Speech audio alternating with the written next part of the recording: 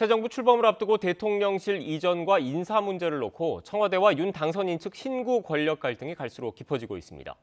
윤 당선인 사법공약에 법무부가 반대 입장을 밝히자 인수위는 예정됐던 법무부 업무보고를 유예하면서 전선을 확대했습니다.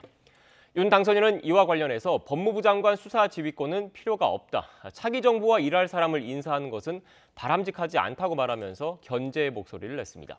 인수위에 나가 있는 취재기자 연결하겠습니다. 박서경 기자.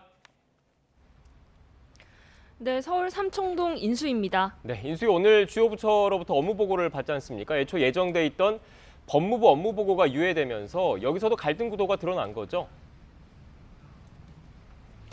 네, 인수위는 오늘 기획재정부와 외교부 등 주요 부처로부터 업무 보고를 받습니다. 모두 6개 분과가 부처별로 공약 추진 방안에 중점을 두고 현안 보고를 받는데요. 특히 별도로 분리돼서 이뤄질 예정이었던 대검찰청과 법무부의 업무 보고가 눈에 띄었습니다.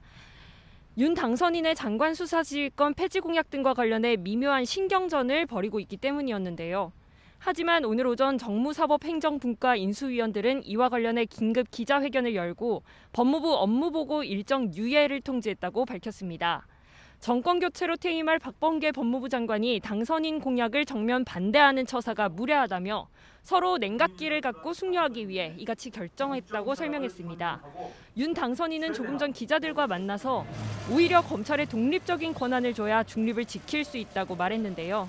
장관 수사 지휘는 실제 해보면 별 필요가 없고 자율적으로 의견을 조율할 수 있는 문제라고 지적했습니다. 네, 문 대통령과 윤 당선인의 갈등의 골, 어제 한은 총재 후보자 인선을 놓고도 더욱 깊어진 모습인데 한은 총재 후보자 인사를 놓고 진실 공방까지 벌였죠? 네, 어제 이창용 한국은행 신임 총재 인선을 두고 갈등은 걷잡을 수 없이 번지고 있습니다. 청와대 고위 관계자는 윤 당선인 측 의견을 들어서 내정자를 발표했다고 설명했는데요. 장제원 당선인 비서실장은 협의는 없었다며 임명 강행을 위한 명분이라고 유감을 밝혔습니다. 앞서 윤 당선인 집무실 이전 계획을 두고도 이견을 좁히지 못하며 회동 일정조차 잡지 못했는데요. 후임자를 찾아야 하는 감사원, 감사위원 인선도 남아있는 만큼 여파는 이어질 것으로 보입니다.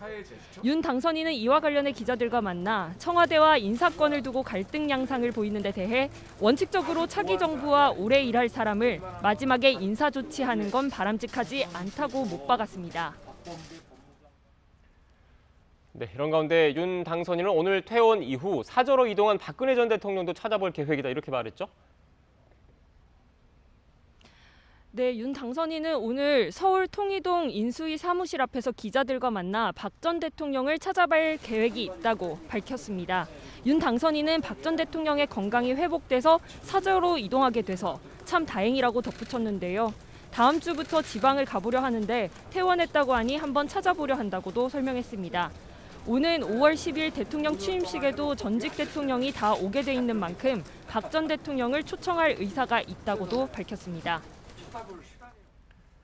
합당 관련 소식도 살펴보죠. 국민의힘 이준석 대표 그리고 국민의당 대표인 안철수 위원장이 오늘 만날 예정이라고요?